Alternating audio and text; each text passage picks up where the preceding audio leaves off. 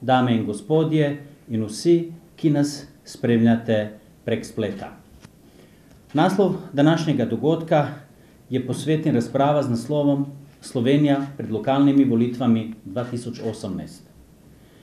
V Sloveniji se približujejo lokalne volitve, ki bodo 18. novembra letos. Prejšnja vlada Republike Slovenije se je bore malo ukvarjala z vprašanjem lokalne in regionalne samouprave. Ali koalicijska pogodba namenja lokalni samoupravi zadostno težo in obseg?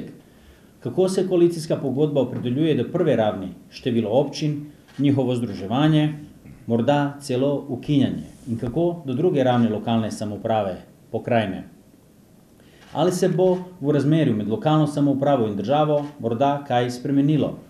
Naprimer, prenos nekaterih ali večine nalog upravnih enot na občine. Kakšni bodo glavni izzivi novih županov oziroma občin v novem 4-letnem mandatu? Kakšno je stališče glede morebitne omejitve mandata župana in kakšno glede instituta odpoklica župana? Ali obstaja možnost, da bi bili funkciji župana in poslanca ponovno združljivi? Kaj pa vloga državnega sveta in župana v njem? Kaj pa lahko na tem področju pričakujemo po volitvah? O teh in drugih vprašanjih bodo na današnjem posvetu spregovorili profesor dr. Albin Igličar, zaslužni profesor sociologije prava na Pravni fakulteti Univerze v Ljubljani. Dobrodošli, hvala. Hvala lepa. Profesor dr. Franc Grad, zaslužni profesor Pravne fakultete Univerze v Ljubljani in nekdanji ustavni sodnik. Dobrodošli. Magister Igor Velov, direktor Javne agencije Republike Slovenije za varstvo prometa in član Državnega sveta Republike Slovenije. Isto vam dobrodošli. In docent dr. Miloš Senčur, docent za javno upravo na Fakulteti za državne in evropske študije, Nova univerza in sekretar Združenja mestnih občin Slovenije. Posvet bo potekal v slovenskem jeziku, sledil bo pogovor z udeleženci, ki ga bo vodil moja malenkost Zijad Bečirović. Na začetku naši gostje bodo podali uvodne misli v trajanju 5 do 10 minut, potem sledi razprava in pogovor na omenjeno temo. Ko se spodobi, prvo staroste, profesor dr. Albin Igličar. Izvolite. Hvala lepa za ta privilegij, ki se pač nabere s starostjo. Pričemer bi 2-3 stvari zelo na kratko izpostavil. Najprej morda nekaj opask okrog tako imenovane, tudi v vabilu je pač tako napisano, koalicijske pogodbe, ki pravzaprav ni pogodba, ki je koalicijski sporazum kot politični akt. Če bi precizno poročali, bi seveda prebrali, da sklepajo LMŠ, SD, SMC, SAB in Desus koalicijski sporazum o sodelovanju vlade Republike Slovenije za mandatno obdobje 2018 do 2022.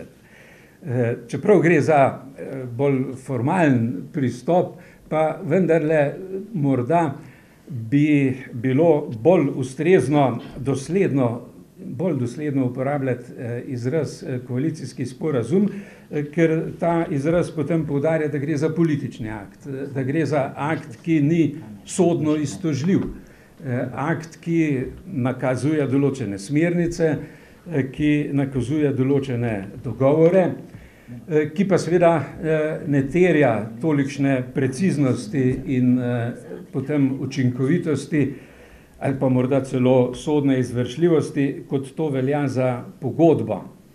Ampak seveda nekako bolj vsakdanje in se pač uporablja kar izraz koalicijska pogodba. Gre pa, kot pravim, za politični akt, ki bi potem, če bi se tako razumel, tudi olajševal nazadnje razlage strani državne oblasti, strani političnih strank. Razlage v tem smislu, da seveda ne gre za tisto preciznost, za tisto točno opredeljenost, kot bi se zahtevala od pogodbe oziroma od pravnega akta. No, ne glede na ta formalni ali pa redakcijski vidik, pa lahko ugotovimo, da je v tem koalicijskem sporazumu lokalna samouprava zastopana zelo skromno, s parimi oznakami, pri čemer seveda je to po svoje razumljivo, zato ker tukaj na področju lokalne samouprave sta vsaj dve veliki nalogi že vrsto let pred nami. Stvari se pač, kot je bilo že uvodoma rečeno, ne premaknejo. Nalogi, ki jih je zastavila že ustrezna sprememba ustave, že tam v letu, mislim, da 2006 že.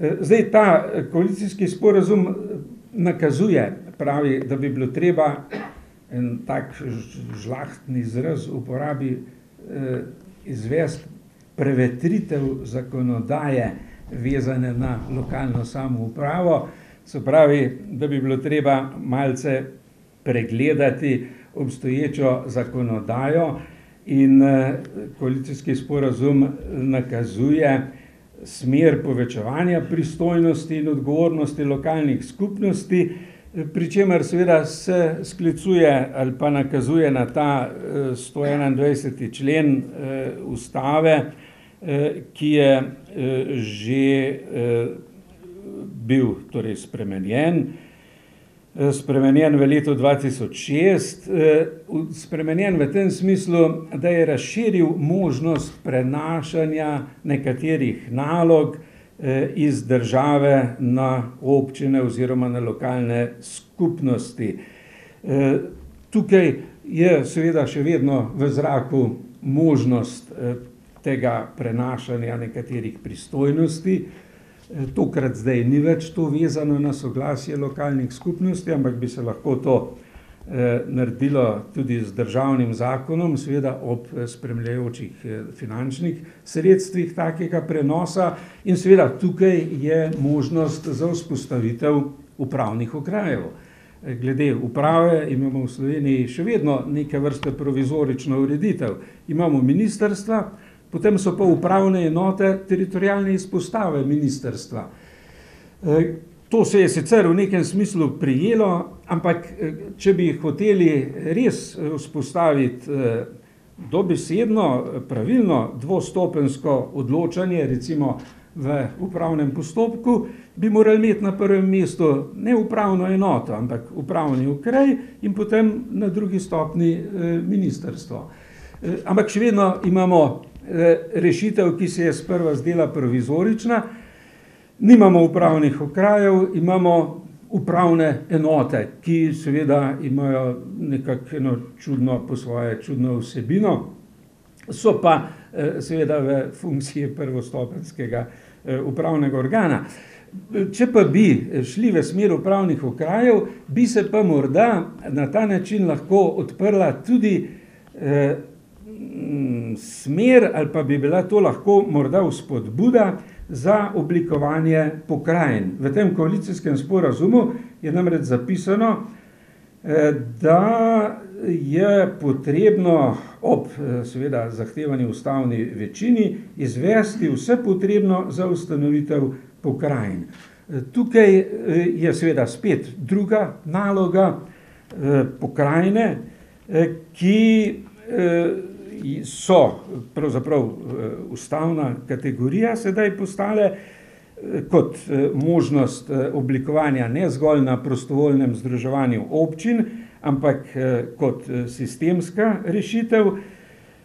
Seveda pa je to tema, ki je zelo delikatna, ker se seveda v Sloveniji, če nič drugega, pri pokrajinah takoj vse začne in potem tudi že ustavi pri številu pokrajin. Bi pa seveda pokrajine, o tem bo morda magister Velov lahko kaj več povedal, pripomogle k uveljavljanju tega načela subsidiarnosti, pripomogle k decentralizaciji, rešile marsikatero vprašanje, ne vem, kako postaviti novo bolnišnico na Gorenjskem. To bi bila naloga Gorenjske pokrajine, občine se zdaj ne morejo zmeniti, kje bo. Jesenice ne dajo, Radolca je pripravila prostor, ampak že se rojeva ljubosumnost drugih občin, zakaj bi bila pa zdaj bolnica ravno v Radovljici. Te občine se izredno težko med seboj dogovorijo in to je samo en primer, kjer bi seveda bila to tipična regionalna bolnica, tipično pokrajinska naloga in seveda po drugi strani bi te pokrajine lahko tudi pomenile eno dodatno oživitev državnega sveta v tistem delu, kjer gre za predstavništvo lokalnih interesov, kajti ne vem, če se bo magister Velov s tem strinjal, glede državnega sveta v Sloveniji bi bilo treba pač ga okrepiti, morda s 4. fazo zakonodajnega postopka ali pa ga ukiniti. Latinci bi rekli tertium non datur, tretje racionalne možnosti pravzaprav ni. No, da ne bom predolg, lahko se še kasneje vključim morda nekaj teh izzivov za začetek. Hvala lepa. Najlepša hvala, dr. Egličar, na odlična izhodišča za kasnejšo razpravo. Spet smo na starosti, profesor dr. Franc Grad. Beseda je vaša, izvolite. Hvala lepa. Kot smo rekli, legende, ki se ni treba hoditi gledati muzej, pa pridejo kar same med vas. Glejte, to, kar ste omenili, vi, Zijad, oziroma kar ste omenil, je točno. Kolega Egličar je razgrnil uvodoma vse, kar je potrebno za debato. Zato se bom jaz osredotočil malo več na same lokalne volitve. Izhajajoč iz dejstva, da sem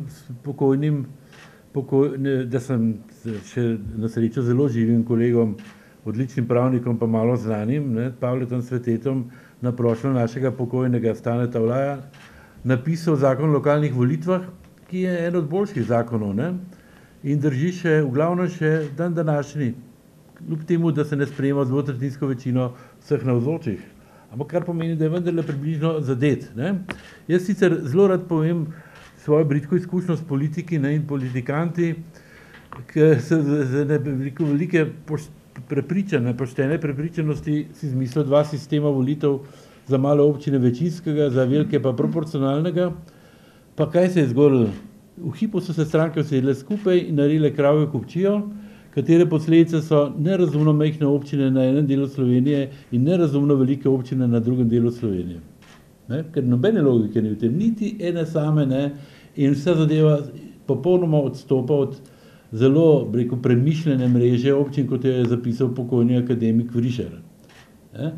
In vidite, naši politiki so, tako kot so zmeri svoje čase rekli, da so teli lopovi zmeri pred policijo, so naši politiki zmeri pred tistimi, ki skušajo koncipirati neke racionalne rešitve, ker so bolj brihtni, ker so bolj pametni in najdejo stvari tam, kjer jih človek misli, da jih je nemogoče najti.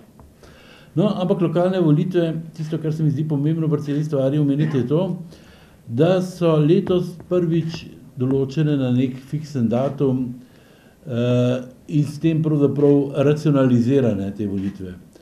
Žal mi je sicer nekaj pri teh volitvah, da so bile tako blizu državnozborskim volitvam, kajti dokler so bili politiki disciplinirani in se niso šli predčasnih razpustitev državnega zbora in tako naprej, so bile lokalne volitve dolgo časa, tako kot so bile zamišljene nekje na sredini mandatne dobe državnega zbora, ker imajo volitve namreč ne samo funkcijo vzpostaviti neko demokratično lokalno predstavništvo, ampak imajo tudi neko funkcijo politično, namreč nek barometer so.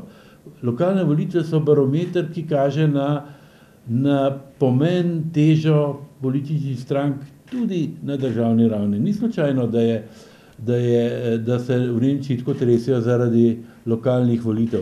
To je seveda nekaj zelo pomembnega. Lokalne volitve res presegajo zgolj pomen vzpostavitve lokalne oblasti. No, ampak ne glede na to pravzaprav, da se nam kaže, da so idilični časi, ko so vlade bile kar cela 4 leta več ali manj mimo, če ne drugače zaradi drugih razlogov, samo par mesecev pred tem prenehajo. Skratka, ta lepa shema se je podrla. In zato je prav, da je postavljen fiksen datum, zato da se vsi lahko pripravijo. Kolega Zijat me je prej malo spodbudil, da bi rekel samo še 2 besedi o Županiji. Županja je bila knjiga, ki je bila pravzaprav plod raziskave v okviru Inštituta za ustavno pravo in je se ukvarjala z zelo zanimivim vprašanjem zastopanosti žensk v tej pomembni funkciji, ki jo predstavlja župan. Župan seveda je zelo pomembna funkcija, župan je centralna točka v občini, vsaj v našem sistemu ali pa v sistemih, kjer imamo individualnega župana, ker posod ni tako, ne? Ampak tam, kjer pa je tako, je župan ključna točka in dejansko središče vsega dogajanja. Zato je seveda zelo pomembno, kdo je župan in kakšen je župan. Ta knjiga je bila posvečena in je tudi empirično raziskovala vprašanja povezana z zastopanostjo žensk med župani in je ugotovila seveda, da je pravzaprav pravo, pa čeprav sem pravnik, ustavni pravnik in prisegam na pravo, vendarle premalo za to, da bi izboljšali to zastopanost in da je treba pravzaprav lotevati se tudi drugih prijemov. Jaz ne bom vam preveč razlagal o tem, čeprav je bila razprava zelo zanimiva, potekala je v Državnem svetu in je bila odmevna, ampak kljub temu bi rad povedal to, da je bilo eno splošno mnenje dejansko o tem, da je treba na nek način vplivati na volilno telo in ga prepričati v to. Moja, kot sem rekel, navzočim bivši županje, ki so sedeli tik pred mano, moja malo zlobna pripomba na koncu je bila tale, ne? Kandidatke, ne vem, so to storile, ne? Ki kandidirajo za županje, se morajo bolj posvetiti ženskemu delu volilnega telesa. Kajti žensko volilno telo je tisto, ki odloča. In zato sem rekel, kot rečeno, malo zlobno, dokler ženske ne bodo volile ženske tudi ne bodo izvoljene. In zaenkrat bom končal s tem. Hvala lepa. Najlepša hvala, dr. Grad, s pomembnimi opombami, ki jih lahko v bistvu uporabimo kasneje v sami razpravi. Zdaj besedo predam, na nek način je že bil napovedan, magister Igor Velov, državni svetnik, ki bi lahko marsikaj povedal, mislim, da je na nek način intelektualno izvan, da pove tudi o povezavi občin in državnega sveta, kasneje eventualno povezave pokrajin, če jih sploh bo kdaj v Sloveniji, da lahko tako rečem. Hvala. A tole, kjer? Ta? Je ta v redu? Se sliši? Deluje to? Je. Ja, zdaj pravzaprav sem bil omenjen in bom to kasneje pokomentiral. Glede na temo in pa na uvod sem se prepoznal nekako v 3 vlogah, kjer bi lahko komentiral ali sodeloval na današnji posvetu. Prvo vsekakor, kot rečeno, v Državnem svetu. Odkar nimamo več Ministrstva za regionalni razvoj in lokalno samoupravo, bom rekel, je glas lokalcev šibak ali ga sploh ni v izvršilni veji oblasti, se pravi v vladni ekipi. Prav tako pred leti, ko je postala funkcija poslanca in župana nezdružljiva, tudi ta vpliv v tem zakonodajnem telesu je usahnil, predvsem pri sprejemanju zakonodaje in pa pri sprejemanju proračuna, tako da je, bom rekel, glas lokalcev ostal samo še skozi Državni svet. In glede na vse spremembe je moje mnenje, da je potrebno okrepiti Državni svet, se strinjam s tem, da ga je mogoče celo potrebno preoblikovati, ker mi imamo neke skupine, kot so delodajalci, delojemalci, sindikati, ker se pojavljajo tudi v drugih vlogah in lahko svoj interes izrazijo druge, od ekonomsko-socialnega sveta pa ne vem do kje vse. Lokalcem je pa dejansko ostalo samo to. In ta vpliv je potrebno okrepiti. Tisto, kar jaz skozi eno leto delovanja v Državnem svetu opažam in mislim, da ni prav, da je neko mnenje, da je Državni svet konkurenca Državnemu zboru, kar ni res. V Državnem svetu so pač interesi, kjer probajo najbolj pogosto skozi zakonodajni postopek vplivati na zakonodajo, ki nam kroji vsem življenje. In tam noter sedi od teh nas 22 predstavnikov 15 županov. To so ljudje z izkušnjami, to so ljudje, ki se dnevno srečujejo z ljudmi, to so ljudje, ki dnevno rešujejo konkretne zadeve in se srečujejo z neživljenjskimi konkretnimi problemi. In to mi moramo združiti, to sodelovanje, saj namen je ta bil. Se pravi, da ne bom predolg, ker ne bo to ena od mojih vlog in izhodišče za razpravo. Zame osebno kot državnega svetnika so pa seveda volitve pomembne. Jaz predstavljam 11 občin in me zelo zanima, kdo bo župan, ker z njimi bom komuniciral, če ne dnevno, tedensko. In mi smo imeli dobro izkušnjo, ker sem se jaz sicer kot državni svetnik izpostavil, so bile na vidiku neke rešitve v proračunu, kjer bi šlo za odvzem sredstev lokalnim skupnostim in ker je s terena prišel signal, sem seveda jaz skozi vpliv državnega sveta in skozi tisti vpliv, katerega se državni zbor najbolj boji, skozi zbiranje glasov in glasovanje o vetu, začel pogovarjati in najdli smo rešitev, ok, pustimo to, bomo drugje najdli. Se pravi, najdite drugje, da ne bo bolelo lokalnih interesov. In je bila neka rešitev, ki je mogoče o čem skrita, mogoče so mene imeli na plakatih, kot v westernih filmih, išče se, živ ali mrtev določene stranke, ampak gre za 35 oziroma 50 milijonov sredstev, ki so ostale lokalne skupnosti za prometno infrastrukturo. In to ni mala stvar. Da ne zahajamo v konkretne primere, je seveda za mene osebno pomembno, kdo so župani, prvič, s kom bom komuniciral in drugič, kakšne signale bom dobil z terena, da bom seveda te interese zastopal v državnem svetu. Moja druga vloga je seveda direktor Agencije za varnost prometa. Sopet seveda lokalne skupnosti, 220 občin tvori to državo. In če imamo mi v vseh občinah uresničeno vizijo nič smrtnih žrtev, vse skupaj se štejemo, 220 krat 0 je 0, super, uspeli smo, država je uspela. In kaj lahko župan naredi? Župan seveda največ lahko naredi preko infrastrukture, lahko preko mehkih ukrepov, se pravi preko svojega SPV-ja, v sodelovanju z nevladnimi organizacijami, svetom za preventivo in vzgojo, za šolami lahko veliko naredi pri vzgoji, pri izobraževanju in to je tista tekma na dolgi rok, ki izboljša prometno varnost in ne nazadnje tudi preko nadzora z občinskimi inšpekcijami, z redarji in tako naprej.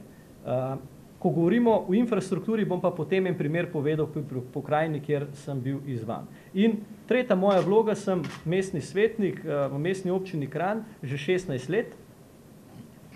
In zanimivo, da sem se v 4 teh mandatih pojavil v 4 različnih vlogah. Enkrat sem bil del koalicije, enkrat sem bil celo del, bom rekel, oblasti kot podžupan v mandatu 2006-2010. Enkrat sem bil opozicija in enkrat sem bil ne koalicija, ne opozicija, ker je v tistem mandatu, to je zadnjem župan, deloval brez koalicije. No, in te izkušnje so tudi dragocene, da znam sedaj gledati stvari, kako politika deluje, kaj so naloge občine, kaj je možno, kaj ni in z veseljem bom kasneje konkretno kaj povedal, če bo v razpravi. No in zelo za konec, da ne bom predolg, ker sem bil pač omenjen in je prav, da se odzovem, eno je pokrajine in eno je bil tudi omenjen fiksen datum.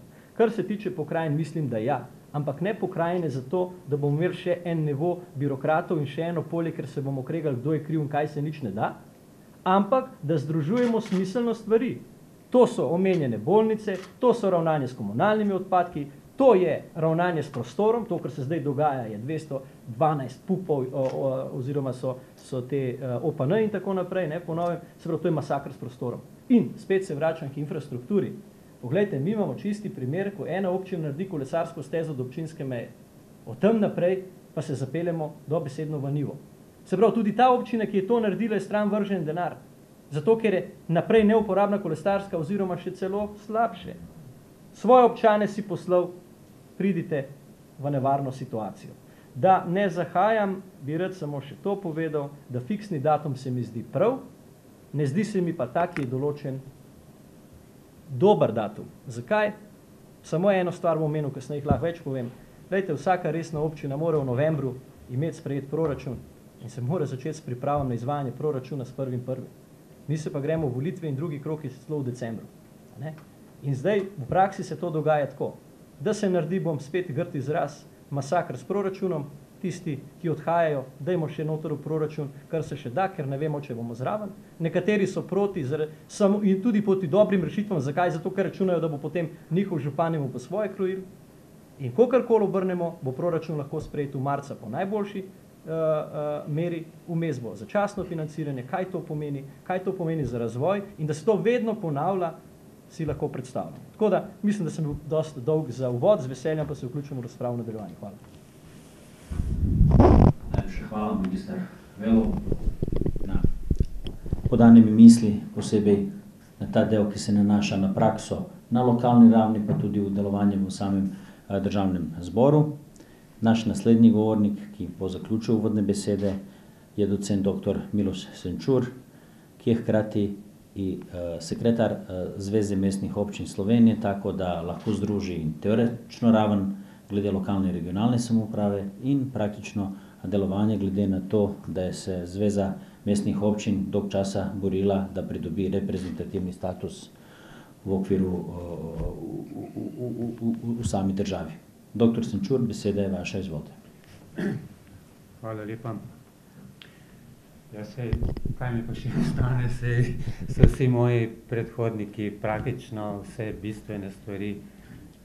vse bistvene stvari opozorili, tako da morda se lahko do posamezne stvari, do posameznih izzivov, ki so bili izpostavljeni, na kratko opredelim. Recimo kolega Igor je pač dal pomislek glede fiksnega datuma volitev. Res je, po svoje je lahko to neugoden čas, ampak je pa tudi res, da imajo občine zdaj možnost sprejemati dvoletne proračune in se preprosto to leto preskoči, torej ne gre v leto volitev za sprejemanje proračuna. Namreč odpadla je tudi tista omejitev iz Zakona o javnih financah, ko je bilo mogoče sprejeti proračun samo v okviru mandatne dobe. Tako da gre lahko čez, kar je seveda tudi smiselno, življenjsko, praktično, namreč občine so in to lahko povem recimo na konkretnem primeru za mestne občine, ki so prejemnice približno 140 milijonov evropskih sredstev, v prvi vrsti ali pa v glavnem iz kohezijskih skladov, da je prav, da so proračuni dvoletni, ker so pač projekti, ki seveda se ne zaključijo v enem letu, nekateri celo ne v enem mandatu. Poleg tega je pa fiksen datum primeren tudi prav iz takega vidika pravne varnosti, da tako rečem. Namreč, če datum volitev ni fiksen, se stalno pomika. Ne? In slej ko prej se sreča, na kar je pa Franci opozoril, se sreča z volitvami na državni ravni, zlasti če pride do kakšnega odstopa in imamo potem v istem letu dvojne volitve. K sreči je vsaj nekaj mesecev bilo to leto razlike. Potem, kakšno težo ima lokalna samouprava v koalicijskem sporazumu?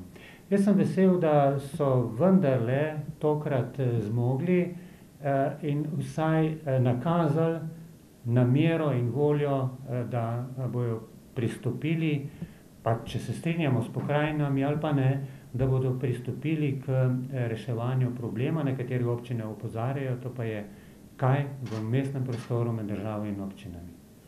Kako zapolniti ta vakuum. In na drugem kongresu slovenskih občin, ki je bil letos v Rimskih Toplicah, sta tako predsednik države kot predsednik vlade pravzaprav na nek način zastavila besedo in dala svojo glavo na tnalo, da se s tem resno prične. To so zagotovo izzivi v prihodnje, tudi županov. Med drugim so izzivi tudi boljša zakonodaja. Sam se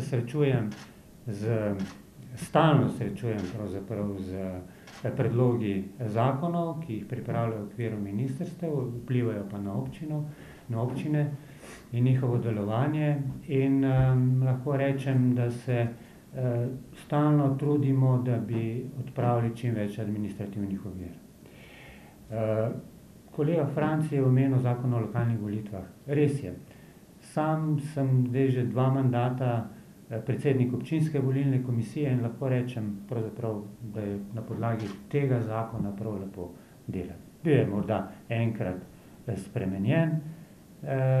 Tisto, kar je v praksi moteče, pa so recimo volitve v sveta krajevnih, vaških in četrtnih skupnosti, namreč te volitve strašno obremenjujejo občinske volilne komisije, morda celo po nepotrebne, ker bi se dalo te reči rešiti prek zborov volivcev in podobno. Skratka, na kakšen drug način pride do predstavnikov in zastopnikov krajevnih skupnosti. Omenjen je bil odpoklic oziroma omejitev mandata župana. Sam se ne nagibam kakršnikoli omejitvi, še manj pa k odpoklicu, kajti odpoklic, kot je bil zamišljen in zastavljen nazadnje, je baziral predvsem na politični odgovornosti. Mi imamo itak vsake 4 leta volitve, imamo pa seveda tudi inštitut pravne odgovornosti, kazenske in podobne. In ta inštitut, torej pravno odgovornost, je treba okrepiti, najti oziroma določiti še razloge, zaradi katerih je lahko recimo konkreten župan predčasno razrešen, nikakor pa ne v to zgodbo vleči volivcev, ker slej ko prej pride pri teh zadevah do zlorab oziroma politizacije. Zaenkrat hvala. Najlepša hvala, dr. Senčur. Glede na to, da nas spremljajo prek spleta tudi v regiji, imamo vprašanje, v bistvu zanima in slovenski pogled na to, kako je s tem, da bi parlamentarne lokalne volitve bile na isti dan. To se dogaja v Srbiji, nekatere pobude so v Bosni in Hercegovini glede tega, v Sloveniji imamo preblizu ene druge volitve. Kako je strokovnega, pravnega aspekta gledate na to, da bi državnozborske in lokalne volitve bile recimo na isti dan? Pa tudi se lahko morda celo zgodi, da naslednje, če bodo naslednje parlamentarne volitve in redne lokalne, da pride do istega datuma. Ali je to sprejemljivo z vaše strani? No, mogoče bi jaz še malo nadaljeval s tistim, o čemer sem govoril prej. Mislim, da je dobro, da so te volitve čim bolj narazen. Je pa res, da ni mogoče tega zagotoviti, zaradi tega, ker volitve lokalne bodo fiksne, zdaj na fiksen datum, vsake 4 leta, povsem nepredvidljivo pa je, kaj bo s parlamentarnimi volitvami in lahko se zgodi to, kar se rekel, da bojo celo v istem času. Ampak vprašanje je bilo, kaj bi pomenilo to na isti dan. Jaz mislim, da to ni najbolje, da na isti dan ni najbolje, prav zaradi teh razlogov, o katerih smo govorili, ker stranke, moram reči, tudi različno funkcionirajo na lokalni in na državni ravni. Mi vemo, da na lokalni ravni imamo pogosto koalicije, kakršnih na državni ravni ni, in je to za lokalno ravno celo dobro in koristno. Seveda se lahko ozremo na druge. Jaz sem bil leta 90 jeseni opazovalec ameriških volitev in tam, kjer sem bil, v Severni Karolini, je bilo na isti dan več kot 30 volitev in več kot 30 referendumov. To je, po mojem mnenju, za evropske pojme nesprejemljivo. Oni so na to navajeni, oni so na to trenirani, stali so tam pa študirali pol ure, preden so šli v kabino, da so začeli potiskati v glasovalni stroj, so imeli tam napisal volišče, kjer sem jaz bil. Ampak mislim, da za evropske poglede, za evropsko strankarsko življenje, za parlamentarni sistem, kakršnega imamo za razliko od Amerike, to ne bi bilo najbolj sprejemljivo. Tako da mislim, da seveda lahko samo upamo, da bodo volitve ločene in da bodo ločene še naprej. Tudi referendumi v teh naših razmerah ni dobro, da so hkrati volitvami. Zato, ker se potem umešajo druge silnice v tisto postavitev parlamenta, kakršna mora biti. Tako da jaz osebno moram biti predvsem skeptičen glede tega, da bi bilo to na isti dan. Najlepša hvala, dr. Grah. Magister Velo, vi imate tudi svojo neodvisno listo. Veliko je neodvisnih kandidatov in za občinske svetnike, pa tudi za župane. Kaj je to, kar vas naganja? Ne mislim vas osebno prav, ampak nasploh, da se pojavlja toliko število neodvisnih list celo nekateri, ki so strankarski, pred določenim strankam nastopijo kot neodvisni kandidati ali s svojimi listami. Kakšna je to razlika, kakšno je to vzdušje, da se pojavijo prav neodvisne liste, tako množično neodvisni kandidati na lokalnih volitvah? Zanima nas, ki ne sodelujemo v tem procesu. Ja, hvala za vprašanje. Jaz konkretno ime liste, katero vodim že 16 let, ne bom omenjal, ker je volilna kampanja, da ne bo spadlo, da zlorabim ta dogodek za to. Ampak bom povedal iskreno, zakaj sem jaz stopil v to. Zato je recimo leta 2002, ko je bilo naval teh list in poplava teh list, je bila tretjina svetnikov v Sloveniji prihaja iz list. To je iz dveh stvari. Po mojem mnenju. Prvič je zaradi nezaupanja do politike in razvrednotenja vseh funkcij in volitev in političnih kadrov in strank. Pa to lahko komentiramo zelo na široko kasneje. Drugič pa zaradi tega, ker na lokalnem nivoju se rešujejo konkretne lokalne stvari. In ljudje volijo tiste, katere poznajo. Ljudje ne volijo predsednika stranke v Ljubljani, kot je na državnozborskih, ampak tistega, ki ga poznajo iz okolja, ki vejo, da je sposoben, ki vejo, da je kaj naredil in obljublja realne stvari.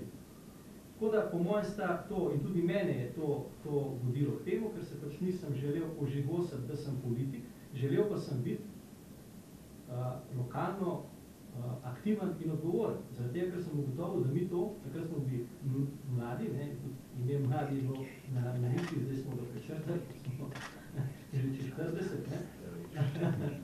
Se pravi, smo videli, da bi lahko kaj spremenili, če smo aktivni, če smo del lokalne oblasti, skozi mestni svet, kasneje skozi župana.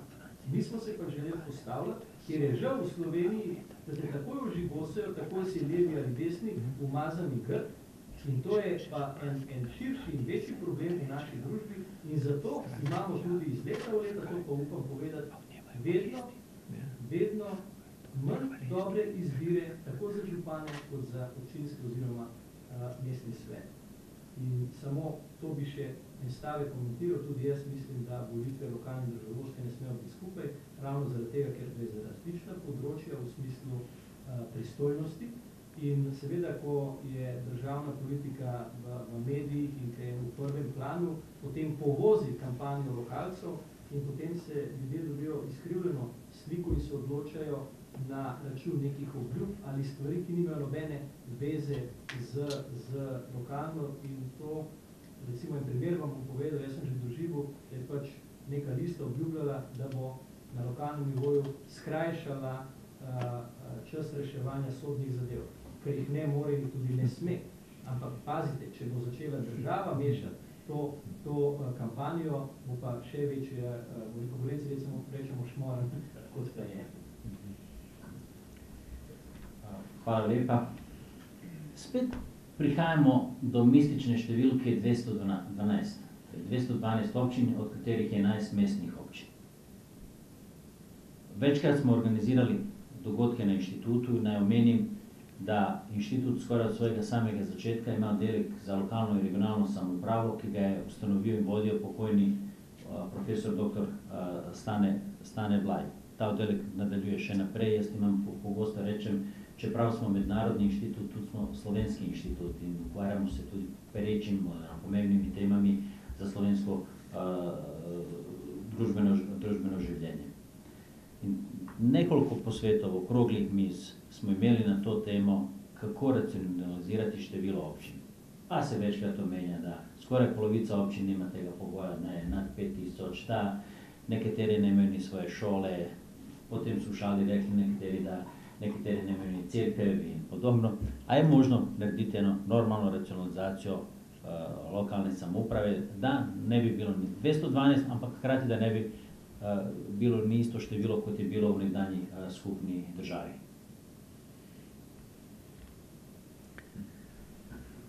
Ja, tukaj je bila že na začetku, ko se je pripravljal zakon o lokalni samoupravi 1993-94 leta, dilema velike ali male občine. In seveda že takrat izvirni greh tega je, da se, mislim, da je dr. Grad že posredno to omenil, politika pravzaprav ni uspela tukaj poenotiti. da tako poenostavljeno rečem, leve stranke so hotele velike občine, bolj desne stranke pa majhne občine.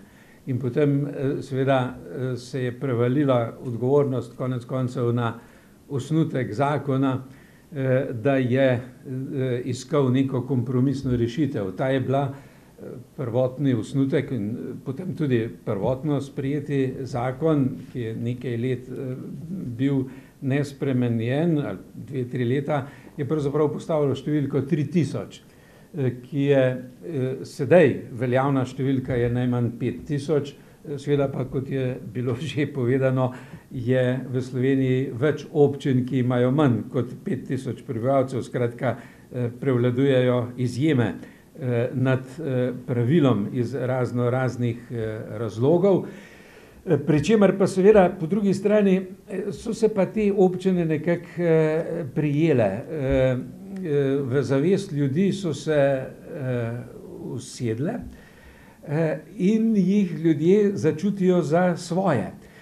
Tako da kakršnokoli nasilno združevanje občin verjetno ne bi bilo v redu. Veliko bi se dalo doseči verjetno že s sistemom financiranja, malce zelo poenostavljeno rečeno, če bi uvedli sistem, vsaka občina se mora financirati sama, bi to gotovo precej spremenilo to strukturo slovenskega prostora, ali pa morda celo ne, ker če ste spremljali dnevne novice, vidite, kako občani začnejo čutiti občino za svojo, na primeru Kamnika in Jezerskega. Šlo je za to, da bi Kamnik postal obmejna občina, postal bi, če bi Jezersko en konec tega goratega, kamnitega sveta odstopilo Kamniku. Ne, tujega nočemo, svojega ne damo. Niso na referendumu omogočili sosednji občini, da bi imela le ta stik z državno mejo in s tem več čas za določena evropska sredstva, ker se ta lokalpatriotizem pravzaprav že kaže v tej svoji, morda seveda v tem primeru verjetno že nekoliko skrajni obliki. Tako da rešitev je bolj verjetno v tem medobčinskem sodelovanju in seveda v pokrajinah. S pokrajinami bi se dalo te občine pustiti pri miru, da tako rečem, oziroma ne, saj bi pokrajina določene skupne naloge širšega lokalnega pomena prevzela, ampak ne, da bi spreminjali meje. Je pa res, da so nekatere izrazito majhne občine ne samo, da so težko kos svojim nalogam, ampak preprosto niso kos nalogam. V nekih takih drobnih raziskavcah smo ugotavljali, recimo na področju normativne dejavnosti, ker občina sprejema, tako rekoč vsaka občina ima tudi en del svoj pravni sistem in lokalni predpisi, ki so po svoje zahtevni, ker magister Velov je rekel, gospodarjenje s prostorom, prostor je pomemben in to je pristojnost občin. In naš profesor, še starejši kot so mi dva s kolegom Gradom, doktor Bavcon, je študentom rekel, ljudje bi se pobili med seboj za prostor pod soncem in kos kruha, ampak tudi za prostor pod soncem, seveda, če ne bi bilo neke pravne ureditve, kako v tem prostoru se obnašati, razdeliti posamezne cone, pri čemer seveda imamo zdaj te občinske prostorske načrte, pa OPPN-je, občinske podrobne prostorske načrte, kjer, kot je bilo že omenjeno, seveda občina pravzaprav gospodari s prostorom, pri čemer z ustrezno strokovnim pristopom majhna občina zelo težko zagotovi ta strokovni pristop, ali pa to da nekim birojem, ki po svojih čisto tehničnih kriterijih potem pripravljajo te OPPN-je, in seveda v odloku o občinskem prostorskem načrtu, ki je pa pravni akt, seveda zahajajo v take podrobnosti, kot se reče, da glava peče, kjer v OPPN-ju bereš, koliko ur na dan mora biti osvetljena otroška soba, koliko ur na dan dnevna soba in kako smeš postaviti hišo in podobno, kar seveda v pravni akt absolutno ne paše. Ampak to se dogaja, ker občine to dajo delati nekim arhitekturnim birojem, ki po svoji, z vidika gradbene stroke, urbanistov, pišejo potem vsebino teh odlokov, ne. Potem pa seveda še cela vrsta drugih takih slabih reči, no, da ne bom predolg, ne vem, ustanavljanje osnovnih šol, ali je res treba z odlokom, ali ne bi to s sklepom, recimo. Ali pa veliko imamo popravkov občinskih aktov, imamo veliko tako imenovanih avtentičnih razlag, ki ne samo razlagajo, ampak naknadno spreminjajo vsebino predpisov. Težave so z začetkom veljavnosti aktov, objavljajo se, v večji meri bi se lahko v lokalnih glasilih, ampak se objavljajo pretežno potem kar v uradnem listu in podobno. Skratka, verjetno bi tukaj preko medobčinskega sodelovanja in s pokrajinami se vse te napake tudi na področju normativne dejavnosti občin lahko zmanjšale, če bi bilo med občinami več sodelovanja, no. Za njihovo neposredno zmanjševanje pa verjetno ni pravi čas, ne bi bilo oportuno. To ni ustavno Hvala, vzdržno. Doktor Sinčur, v Sloveniji imamo dejansko, skoraj lahko rečemo, fenomen. Imamo močno deželno pripadnost, ne. Eni so Štajerci, Dolenjci, Primorci in podobno. Znači, dežele so na nek način pokrajine, a hkrati nikako, da naredimo te pokrajine. Eni so celo, glede na to, da ste predsednik Združenja mestnih občin, so bile celo pobude, da bi mestne občine razširile svoje pristojnosti, da na takšen način se opravila regionalizacija oziroma pokrajinizacija Slovenije. To bi bila ena pot, namreč že s tem, če bi spoštovali ustavo in bi mestnim občinam Mi dejansko zdaj ne spoštujemo ustave, ker nimamo pokrajine. Ne spoštujemo ne glede pokrajine, ne glede mestnih občin. Namreč po ustavi bi mestne občine morale opravljati naloge, državne naloge, ki se tičejo razvoja mest, in sicer kot svoje, kar pomeni, da bi jih država morala prenesti v izvirno pristojnost mestnih občin. Tega še ni storila. Je pa res, da je v koalicijski pogodbi, in to je za pohvaliti, v koalicijskem sporazumu, Levica vztrajala na tem zapisu in zdaj noter stoji, ne. To je ena reč, kar se tiče spoštovanja ustave, drugo so pa pokrajine, ja. Vprašanje je, ne, vprašanje pokrajin, najbrž že zaradi tega, ker ni tako enostavno vprašanje, tudi do njih še lep čas ne bomo prišli, ampak morda niti niso bila slaba tista izhodišča, ki jih je pripravilo prejšnje Ministrstvo za javno upravo, kjer je bil tudi Nejc Brezovar državni sekretar, in so v strategiji lokalne samouprave pač začrtali neko smer tako zvanih funkcionalnih regij. In čeprav sem sam večkrat nasprotoval temu, pa vendarle, bolj ko sem kasneje razmišljal o teh stvarih, bolj mi je bila ideja simpatična, namreč iz enega preprostega razloga, ker Slovenija, tako kot je sicer raznolika, je raznolika tudi, ko govorimo o pokrajinah, ne.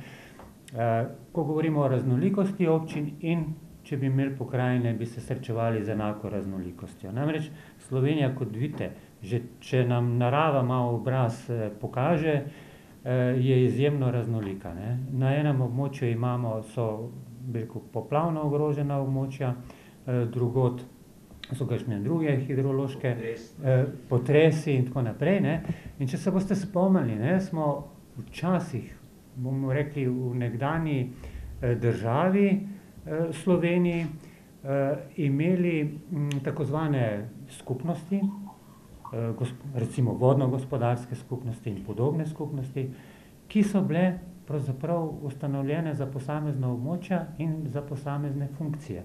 In morda bi veljalo o tem kaj več razmišljati, zakaj pa bi celotna Slovenija bila pokrita s popolnoma enakimi pokrajinami, z enakimi pristojnostmi.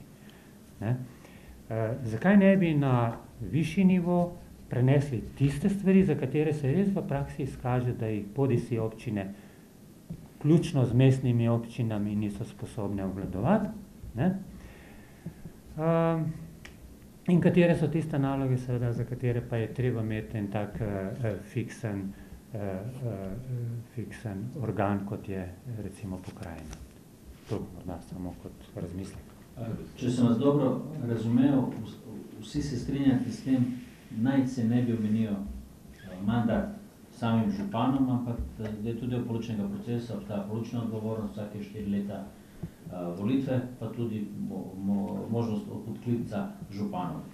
Kaj mislite spet v pobudah, glede da so župani močne osebnosti, kot je v samem državnem svetu je veliko število županov, nekatere pobude, da bi lahko župani spet bili poslanci v parlamentu in glede omejitve mandata županov. A je to sprejemljivo in teoretično, in praksi zahodne demokracije in tudi za samo Slovenijo in interese Slovenije? Koga mene? Aha, vsi. Kdo vlada? Ja, zdaj, najprej okrog županov, jaz nisem za to, da se omeji mandat. Vsi radi rečemo, volivci imajo vedno prav in če jim je všeč, da je nekdo 5 ali pa 6 mandatov, pač naj bo. Tako da mandat lahko omejijo volivci, mi bi mogoče morali dvigniti malo to politično. Je možno premagati župana 4 ali 5 mandatov v lokalnem okolju, glede na pozicije nekaterih? Vsak župana, iz mojih izkušenj, moje videnje je, da župana najtežje premagaš v njegovem drugem mandatu. Potem je pa vedno bolj ranljiv. To je moje mnenje. Drugo vprašanje pa v združljivosti, zdaj pustimo, kaj je pravno in prevedljivo, imamo zato tudi profesorje.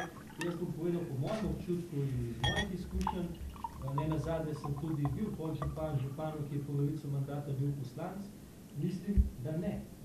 Iz 2 razlogov. Eden je, gledajte, poslanec in župan, to so 2 najbolj zahtevni službi, funkciji v državi. In da jih opravljaš kvalitetno, obe 2, mislim, da to ni možno oziroma verjetnih izjem. Po drugi strani pa tisti župani, kateri so tudi v državnem zboru, so nekako v privilegiranem položaju in temu posledično tudi te občine ali ti prebivalci, ali pri sprejemanju proračuna, ali kje druge, ali pri deljenju sredstev iz različnih ministrstv. Tako da jaz mislim, da ne, da župani ali predstavniki lokalnih skupnosti skozi državni svet, ki se seveda lahko malo preoblikuje, se morajo prilagoditi pristojnosti. To je pač normalno v življenju. Vidimo, kaj funkcionira, to obdržimo, kaj ne, to umaknemo. Kaj je treba izboljšati, to izboljšamo. Tako da jaz sem za to, da ostane vpliv in se okrepi vpliv lokalcev skozi državni svet, nisem pa za to, da bi župani bili tudi poslanci.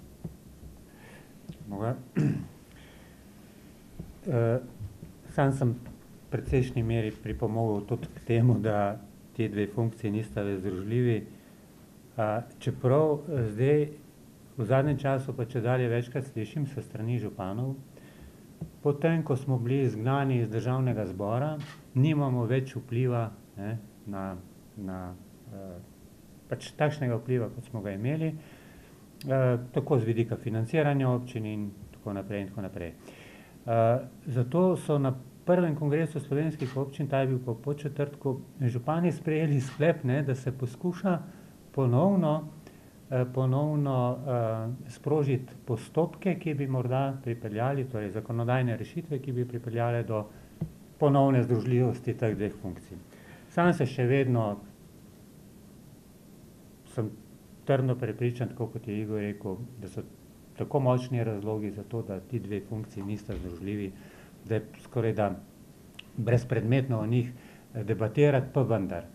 Če si župan in hkrati poslanec, imaš seveda močan vpliv pri sprejemanju proračuna, pri lobiranju, da tako rečem, vsakodnevnem, če hočeš.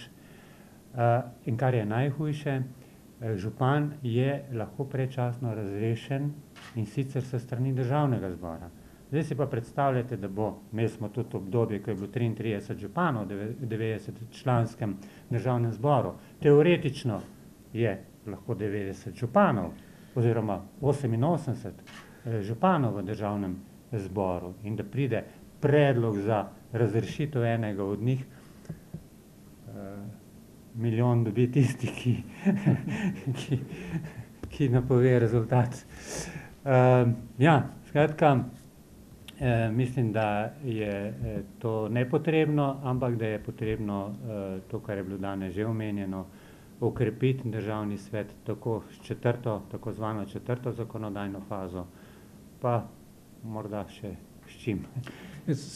Tudi, če lahko dva stavka dodam, seveda čisto ustavno, teoretično gledano je prav, da ti dve funkciji nista združljivi, ker konec koncev, ne nazadnje, mi imamo v ustavi zapisano, da so poslanci predstavniki vsega ljudstva in niso vezani na kakršnakoli navodila. Dobro, ne glede na to rešitev, ki je pač bolj ideološka, vemo, da pač v praksi, v realni politiki poslanci seveda prihajajo v močno odvisnost od vodstev političnih strank, ki so jih kandidirale. Pričemer, to je že pokojni dr. Bučar seveda ves čas kritiziral, da so poslanci preveč orodje v rokah političnih strank, oni bi naj izvajali tako imenovani reprezentativni mandat. Z momentom, ko je poslanec izvoljen, on mora zastopati obče interese naroda, splošne interese in niti ne, kar se seveda večkrat tudi napačno razume, imeti v prvem planu interese svoje volilne enote, svojega kraja, pri čemer bi se pa, če bi bili župani, tudi poslanci, se pa to od županov nekako pričakuje, seveda, da mora nekako interese svojega kraja zastopati. Tukaj se v javnosti ustvarja morda napačen vtis glede te vezanosti. Ne nazadnje si ni čisto primerljivo, ampak tudi od naše komisarke Bulčeve so jo spraševali, kaj je naredila za Slovenijo v zvezi z tem pravnim mnenjem, da ni prišlo na sejo. Ja, saj ne sme. Saj Evropska komisija zastopa interese EU, ne. Interese članic zastopa svet ministrov. Ona tega v bistvu ne sme. In če je na tem nivoju tako razumevanje, potem tukaj na lokalnem nivoju bi bilo to še bolj potencirano, razumljeno v smislu, da tako rečem, nekdanjega delegatskega sistema, da mora najprej delegat uveljavljati interese svojega okolja. Poslanec, zdaj je drug sistem, ni delegat, on je reprezentativni predstavnik in mora na prvo mesto postaviti splošne interese in šele potem pravzaprav morda interesov okolja, iz katerega prihaja. Taka je teoretično-ideološka zasnova ustave, ki pa se v praksi potem pogosto ne razume oziroma se popačeno prikazuje. Samo tako kot dodatek in podporo temu, kar je bilo že rečeno, da je prav oboje, da v državnem svetu nastopa homo politicus, človek kot splošni predstavnik v državnem zboru, državnem zboru. V državnem svetu si pa kot predstavnik civilne družbe, po tem, kar delaš in kar si, tam je pa možno ta delegatski princip v državnem svetu v večji meri uveljavljati in bi bilo prav, da bi potem državni svet v tem smislu dobil večjo težo in da bi bila ta enakopravnost med zboroma nekoliko, ali pa da bi šlo bolj v smer enakopravnosti teh delov slovenskega predstavniškega telesa. Verjetno, da še doktor Grad kaj doda.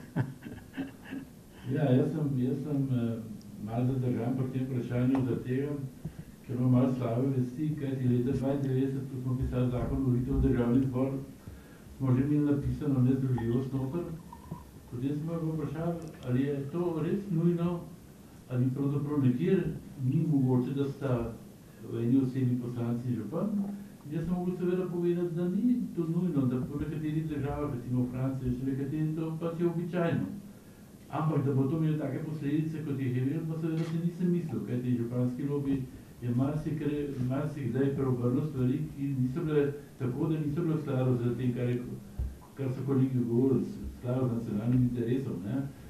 In moram povedati, samo še tole zraven, kot anekdoto, potem leta kasneje je bilo pa veliko posvetovanje pri Svetu Evrope o lokalnih volitvah in eno ključno vprašanje je bilo ravno vprašanje združljivosti funkcij župana in poslanca.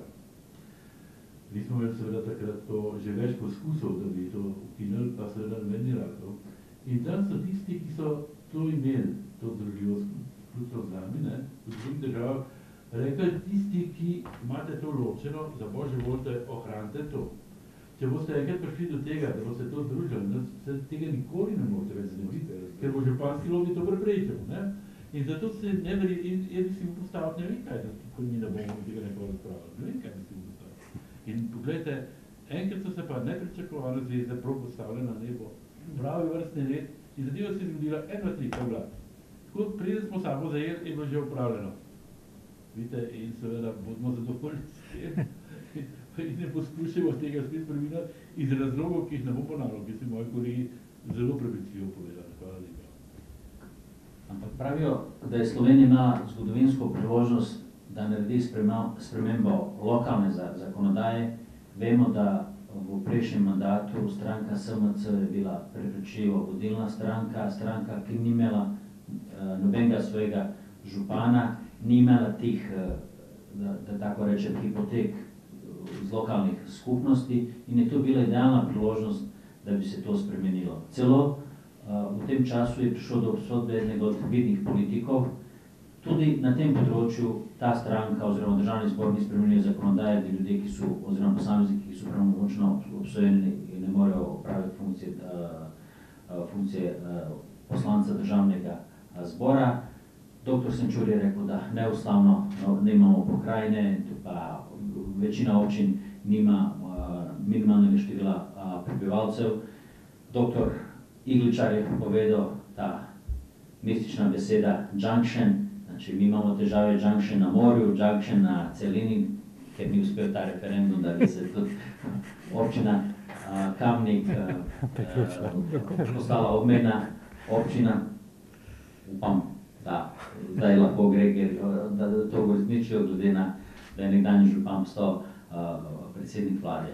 In lahko bi marsikaj naštevali v naši državi, kaj se dogaja na tem področju, ampak dejansko ne vidimo nobenega, lahko ali so minimalna ukrepanja glede sprememb, ki so nujno potrebne, pa tudi od nas to terja sama ustava, če hočemo spoštovati ustavo in če hočemo sploh uveljavljati pravni red in vladavino prava. Kaj se dogaja sploh pri nas in na tem področju, in sploh v neki splošni apatiji in nefunkcioniranju pravne države, v tem primeru ne sprejemanja določenih predpisov oziroma ne izvedbe oziroma neusklajevanja notranje organizacije države z ustavno-pravno ureditvijo Republike Slovenije.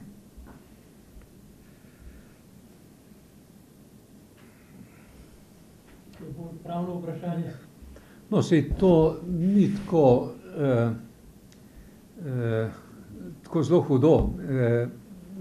Tudi dr. Grad se ukvarja s primerjalnim ustavnim pravom, bo gotovo vedel povedati, da kakšni organi so v ustavah predvideni, pa se potem dolgo časa ne realizirajo. Mislim, da v italijanski ustavi so imeli neke institute, ki dolgo časa niso zaživeli. Ja, ker seveda zakonodajalec ali pa ustavodajalec nikdar ne more predvideti vseh situacij, ki so potem v življenju navržene.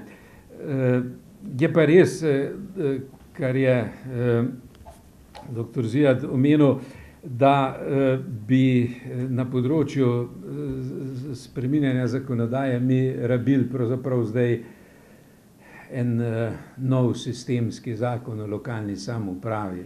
V tem smislu zdaj imamo, to je bil zakon, ki je bil eden izmed največkrat spremenjenih zakonov, noveliranih, spreminjanih zaradi odločb ustavnega sodišča, zaradi posegov ustavnega sodišča in morda bi bil seveda čas, da bi se pripravil nov sistemski zakon o lokalni samoupravi. Nomotehnično je itak priporočeno, da če se spreminja več kot 1/3 zakonskih členov, naj se pripravi nov zakon v bistvu. Zdaj, to ne gre zmeriti z lekarniško tehtnico, ampak glede na to, da pravzaprav zdaj pri lokalni zakonodaji oziroma pri tem zakonu o lokalni samoupravi vsi operiramo pač s temi neuradnimi prečiščenimi besedili, ker z tistim izvornim, originalnim zakonom pravzaprav niti ne moreš, postane nepregleden. No, saj zato potem poskrbijo uradna prečiščena besedila, ampak še ta niso dovolj. Na koncu moraš vzeti tako neuradno prečiščeno besedilo. Tako da je z tega zornega kota morda bil res lahko projekt nove vlade, da bi bil sprejet nov zakon sistemski o lokalni samoupravi, ampak to je seveda povezano verjetno zelo tesno je povezano z vprašanjem spet pokrajin, ker je od tega odvisno, kako bi ta zakon postavil. Tako da nekako življenje teče v teh okvirih naprej, bi se pa nekatere stvari verjetno dalo bolj izčistiti. Ja. Apatija je. Tako, na splošno je pa seveda tako, da tukaj okrog pravne države bi bil jaz previden, ker bistvo pravne države je, ali v državi so v normativnem delu in v dejanskosti spoštovane človekove pravice in temeljne svoboščine. To je kriterij, to je bistvo za vsebinski kriterij pravne države. Formalno seveda pa so potem postopki, skladnost in podobno. In tukaj se pa gotovo Slovenija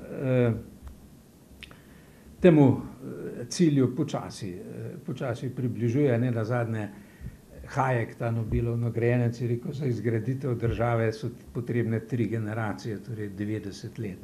Mi imamo zdaj prvo generacijo 30 let, ko je država postavljena, zdaj je v naslednjih 30 letih treba konsolidirati in potem še v naslednjih jo narediti ekscelentno.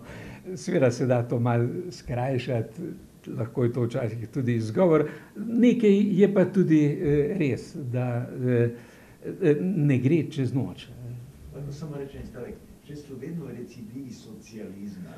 Tudi so, seveda.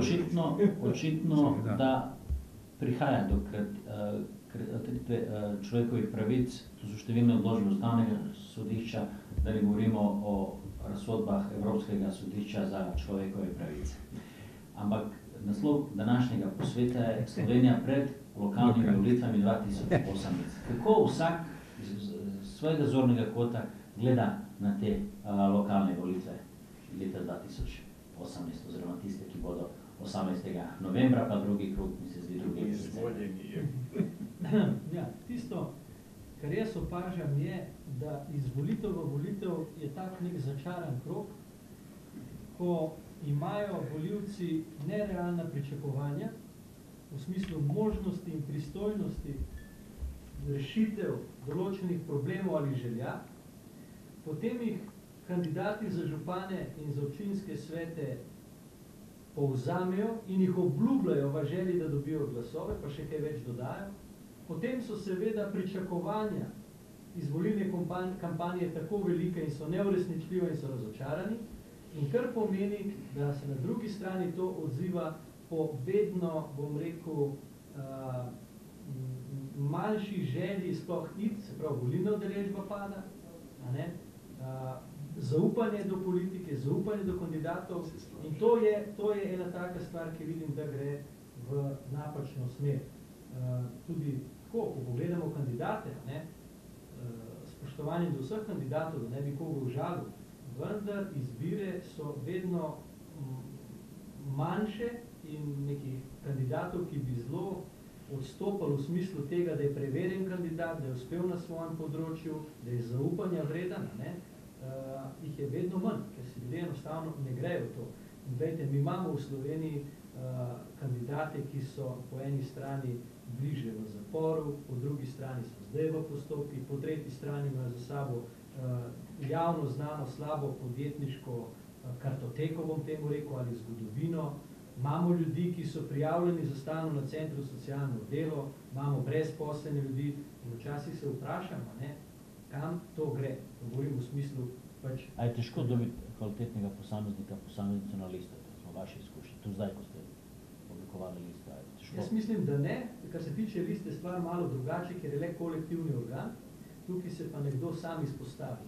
In žal, jaz mislim, da za prihodom tudi teh socialnih omrežij, ker lahko vsak, ki se skrije za nekim profilom, reče karkoli, ker se vsak vzame pravico, da sodi. Vsak si vzame pravico, da javno pove neresnico. Smo toliko, bom rekel, tako stanje duha in politične kulture je, da pa se ljudje ne želijo izpostaviti. Ker če hoče nek župan obljubiti tisto, kar lahko naredi, bo zelo malo obljubljal. Če hoče župan narediti stvari, ki so koristne za občino, bo včasih moral narediti tudi nepriljubljene stvari. Glejte, milijoni grejo v komunalno infrastrukturo. To je po mojem osnovna stvar, ki jo moramo urediti na lokalnem nivoju. To je pa neka osnovna človeška norma. Ampak žal ljudje vidijo, da se naredi ena fontana pa eno otroško igrišče. In temu kandidati in župani v želji, da se obdržijo na oblasti in pri službi, pač temu sledijo. Zaradi tega pravim, tak župan, ki obljublja realne stvari in ki bo sprejel ukrepe, ki so tudi nepriljubljeni za dobro občine in bodo kasneje to prebivalce spoznali, pač ne preživi. In resen človek se tega niti ne loti.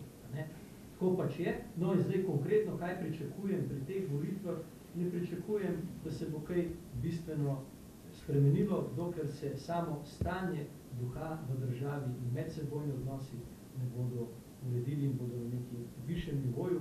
Zelo preprosto jaz rečem, pa dajmo spet pozitivne stvari, dajmo graditi na pozitivne. Ne moreš kar na pamet reči, ta ni nič naredil, vse je pokrajno. To, kar javno rečem in pišejo, brez da je kdo kaj videl ali pa da je kaj na tem reči. Rumeni tisk. Ja, tudi jaz kaj povedal o tem. Pravzaprav je kolega tukaj zdravo povedal, da glavne stvari se jaz z njim v osnovi strinjam. Jaz nimam občutka, da bojo te volitve kaj zelo posebnega, kaj zelo dramatičnega, pa čeprav se z volitvami zdaj ukvarjam ponovno spet tudi z vidika članstva v državni volilni komisiji, ampak lahko da je tudi vtis tak, zaradi tega, ker smo imeli v kratkem državno-zborske volitve, referendume pred tem in tako naprej, vrsti, ko so oblikovanje državnega sveta in tako naprej. Skratka, mogoče je tudi to, ampak sicer pa je lokalna samouprava po mojem občutku nekaj, kar je pri nas vendarle v osnovi utrjeno in kar se za razliko od drugih stvari v tej državi kar zboljšuje nekako, počasi zboljšuje. Jaz imam precej, kako bi rekel, celo primerjalnih podatkov, ker sem bil 17 član skupine neodvisnih ekspertov pri Svetu Evrope na tem področju za lokalno samoupravo in vtis je bil moj, da je to tako. Ampak tisto, kar pa zdaj mene zanima, pa bi rad slišal mnenje ostalih, je pa, ker sem seveda pravnik in ker sem pisal ta zakon. Glejte, ko gledamo državnozborske volitve, je v zraku ves čas kritika tega sistema, volilnega sistema, kakršen je. Vsaka vlada ga hoče spremeniti, nobeni to ni rata, seveda, ker imamo politične stranke, ki ta sistem z volilnimi okraji zelo ustreza, ne? Kot nekaterim ne, drugim pa ja, in rabiš dvotretjinsko večino vseh poslancev za to, da sistem spremeniš. Ampak na tem področju lokalnih volitev pa ni slišati sploh nobene, preko ideje, kritike ali karkoli, ne? To je tisto, kar jaz sam ne vem, ali je to dobro, ali je to slabo, ali so ljudje že vsega te tako navajeni, inertni, da ne opazijo napak, ali v čem je stvar. No, skratka, zdaj mislili, ko namesto, da bi kaj dosti komentiral, bi pravzaprav ostalim zastavil to vprašanje. Ali se zdi, da je ta stvar toliko dobra, toliko terena, da ne rabi niti posebnega razmisleka o tem? Hvala lepa. No, te volitve bodo gotovo pritegnile določen krog ljudi. Mal se bojim res za udeležbo in s tem seveda za tako imenovano legitimnost volitev oziroma te lokalne oblasti, ker se utegnejo pojaviti očitki, da je bila tako majhna udeležba. No, upam, da morda temu ne bo tako, ker seveda eno od meril legitimnosti tako državnega sistema kot sistema na lokalni samoupravi je seveda procent udeležbe na volitvah. Čim višja je, tem bolj je pač izvoljena lokalna oblast lahko legitimna. Mislim pa, da je tukaj nekaj takih v tem zakonu, o katerem je doktor Grad govoril, vendarle bolj privlačnih rešitev. Nenazadnje, če prav razumem, je tukaj možne pravzaprav tako rekoč preferenčni glas, ki se lahko da posameznemu kandidatu, kar seveda ljudi tudi bolj pritegne. Tako da verjetno tega zakona, po mojem, še nekaj časa ne bo treba popravljati oziroma dopolnjevati. Ja, se strinjam, tako da Franci ti lahko kar direktno odgovorim oziroma ponovim tisto, kar sem že rekel. Ja. V veliki meri je ta sistem, tudi ta dvojnost, ne, bi rekel, proporcionalni za večje in večinski prav fajn rešitev in v praksi to klapa. Preprosto rečeno. Sicer imamo v praksi vrsto primerov, ko občinske volilne komisije recimo zavrnejo listo iz nekih formalnih razlogov, ne, ki jih razumejo one kot vsebinske, ne, to smo imeli tudi zdaj nazadnje, tudi v Kranju ne nazadnje, ampak to je bolj stvar interpretov zakona, ne, uporabnikov zakona, to je itak na vseh področjih. Kaj sam pričakujem od lokalnih volitev, morda če si sposodim, zgolj en kamenček v 90-letnem ustvarjanju države, ne. Tako da, če bo pač udeležba problematična, jaz mislim, da ljudje smo toliko pametni, da bomo počasi, in tu smo pa spet pri politično-pravni kulturi, da se bomo počasi začeli zavedati pomena vsakršnih volitev in ne nazadnje vsake volitve so pa res tudi ta preizkus čist človeške kulture, da tako rečem, kako kandidati se obnašajo drug do drugega, recimo najmanj kar je. Ne? In vse to leta z leti, z volitvami, tako da če pozitiven pogled, nekaj dobrega bojo zagotovo prinesli. Čeprav gre za lokalne volitve, kot je omenil tudi magister Velo, pogosto so teme lokalnih volitev državnozborske teme, celo globalne, svetovne teme, kot so migranti, begunci. Ampak begunci, migranti so en aspekt sodobne družbe, pa tudi slovenske, ampak imamo že nekaj let v Sloveniji možnost, da na lokalnih volitvah sodelujejo tudi tujci. Znači, vsi državljani Evropske unije, ki imajo prebivališče v Sloveniji, imajo pravico, pa tudi vsi ostali tujci, ki imajo stalno prebivališče v Republiki Sloveniji, ki ga pridobijo po 5 let neprekinjenega bivanja v Republiki Sloveniji. Ali lahko ti momenti kaj vplivajo na same volitve? No, zagotovo da. Koliko je recimo v strukturi takšnih ljudi, ki imajo recimo stalno prebivališče, oziroma tujcev, ki lahko sodelujejo? To je potrebno pač verjetno pogledati volilni imenik ali pa neke baze, ne? Mi imamo dostopa do teh baz. Statistično odvisno, verjetno je zelo različno, ampak tukaj ne govorimo o nekem velikem številu procentov. Vsekakor pa pri majhni volilni udeležbi pač so ti glasovi toliko bolj pride do izraza. Ampak kakorkoli, glejte, to so ljudje, ki živijo v nekem okolju, se pravi rečeno vsaj 5 let neprekinjeno in se stvari lokalne tičijo tako njih kot mene, ko 40 let živim v neki občini. In je tudi prav, da imajo pravico voliti, kaj se bo dogajalo in konkretno vplivalo njihovo življenje. Je pa točno to res, ne? Tisto, kar jaz vidim, da je najbolj narobe skozi volilno kampanjo, da v resnici tudi pri kandidatih za župana, niti pri listah in strankah ne govorimo o vsebinah, ne govorimo o konkretnih predlogih, ampak se zapelje v neke teme, neke teme, ki nimajo vezo z lokalnimi skupnostmi, ali so to, ne vem, kar ste prej omenili. In to je narobe, da nekatere stranke to zlorabijo. In to jaz pač vidim kot problem. In konkretno, da vam povem, v naši občini, tam, kjer sem jaz, nekdo obljublja recimo, da avione motijo pač ljudi, ker je letališče brni zraven, in potem obljubi, mi bomo sklenili dogovor, da bodo avioni leteli višji. Čakajte malo. Ampak jaz pa tukaj pogrešam kritično presojo in zdravo kmečko pamet volivcev. In gledajte, jaz delam v isti stavbi kot moj kolega direktor Agencije za civilno letalstvo in se temu smejimo. Čakajte, dajte napisati, kdo o to odloča. Tukaj so mednarodno usklajeni koridori. Avion ni helikopter, a pa ne more strmoglav. In nekam mora iti. In tako naprej. Potem nekdo se zbere civilna iniciativa, tukaj imamo industrijsko cono, smrdi. In nekdo se pojavi in reče, mi bomo preselili to industrijsko cono. In ljudje verjamejo temu. Čakajte, gre za lastništvo, gre za prostorski dokument. Pa tudi, če ta tukaj smrdi, bo smrdela drugi. Kam jo boš preselil? Se pravi, jaz bi vam tega lahko našteval na desetine takih primerov. In to je tisto, kar jaz ne vem, kje bi se to moralo začeti, da bi volivci malo bolj razsodno razumeli, kaj je tisto, kar res lahko naredimo na lokalnem nivoju. In ko bo do tega prišlo, bodo volivci imeli prav, smo rekli, bodo imeli prav izbrali prave ljudi, ki bodo potem tudi uresničili te stvari, ki jih obljubljajo. Vprašanja publike?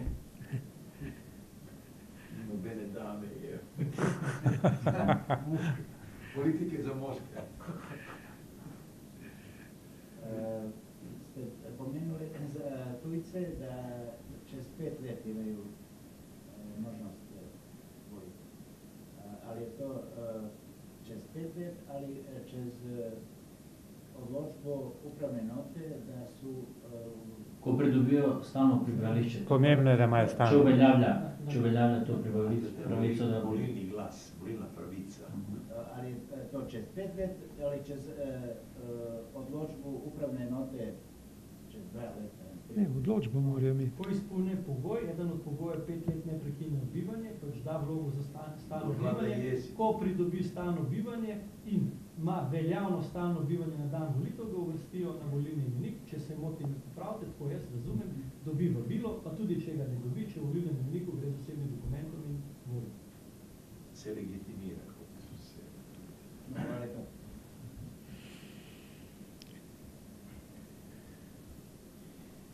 Da bi samo nekaj dodal, mislim, jaz sem bil Grajčan ali poročen Slovenko. To se pravi, da ne vem, kje sem nekaj vmes. Tamo me ne male tveme. Vi ste valjda Zagrebčan zdaj. Jaz sem samo lahko pohvalil. Izvolite, gospod Varjanović. Lahko se pohvali samo sa soprogi Alenka. Gospod Branislav Marjanović. Soproga mi Alenka Orec, Tomčić je bila začela sindikalno gibanje novo evropsko. Spodno sam velik ljudi. Tu vaš kolegu Rudija Kijovskega, to je čovjek bio akademik, evropski nivo, čovjek konča Sorbono, veliko ljudi je končao tu Sorbono. A veste kaj me interesira, kaj opažamo v bistvu? Dosta opažamo u Sloveniji neki lokalizam, posodu v bistvu. Ljudi se ne maraju, mislim. To se opaža malo i u politiki. Su bolj introvertni, to se gledaju svoj ovih malo onako da im je dama. Mislim da je problem tu u ljudstvu, u bistvu. Ostaje tu neke zamere, primjer samo. Tu najveće su težave neke meje. Ja sam bio priča da je moj tast i njegov rojeni brat su se kregali za pol metra, žive meje, ali gre levo, ali te. Mislim, gledaj si da rekao svetovljanstvo. Danas sam predavao moj profesor, ja sam počeo poliša, je bio Anton Vratuša, veliki korošec. Tu su menje ta gospa Hedžet Cvetka, mislim, filozofinja. Njegove, u bistvu, vidite kaj pravim, mislim, če govorimo o številu općin, dejansko neke su općine, to je šou, je 5.000, 10.000, to su take majhne številke, ali ne gre se za število, gre se, ja spravim, kaj ne maram tle, nas je samo milion. Mislim da je to problem, ne gre se za število, gre se za kvalitetu. Moje mnenje, Slovenija je dejansko najbolj zanimljiva republika u Jugoslaviji, vedno. Zakaj? Vi ste dejansko mirtel Evropa, ni majkna Evropa, vi ste imali dejansko stik s razvito Evropom. Italija, Austrija, to se pravi, pri vas je kapitalizam bio 50 let pred nami ili 100 let. I moje neko mnenje, mislim da Slovenija ima prihodnost, ali dejansko su vodilni ljudi pasivni. Rečemo, gospod Pahor je zelo pasiven. On se hvali da je nekaj sklepo sa gospod Jadranko Kosor. Tako vprašanje, ker te moramo se tebe držati. Ne, u redu, dobro. Moje mnenje, vedno su eni te isti ljudi.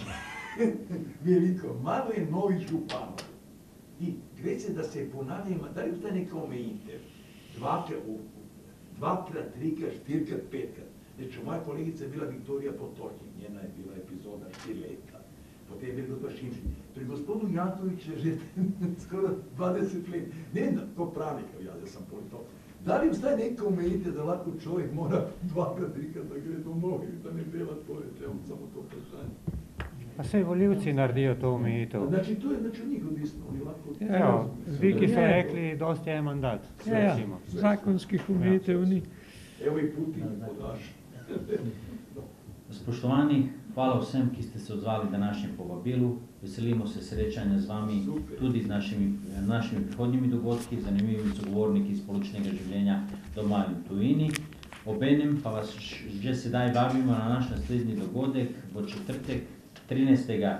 decembra ob 16. uri bomo organizirali predstavitev knjige profesorja doktora Ernesta Petriča Spomini in spoznanja.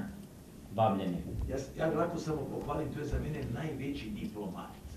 Poznam Iva Vajgla i mislim da je jedne številka jedna. Evo. Bravo. Sjeredno malo, bravo. Ja se veselim. Nekaj snemati, jaz bom zdaj bombon da usta. Niste mi simpatična, ker ste mlad človek v politike, pa ste to steli. Pa nimo se je za politike. Ne, Ja, pa si. ne moremo ločiti pravo in politike. Ne v tem smislu. V pozitivne. Tako, ne? Sej oblikuješ. Niste sivi.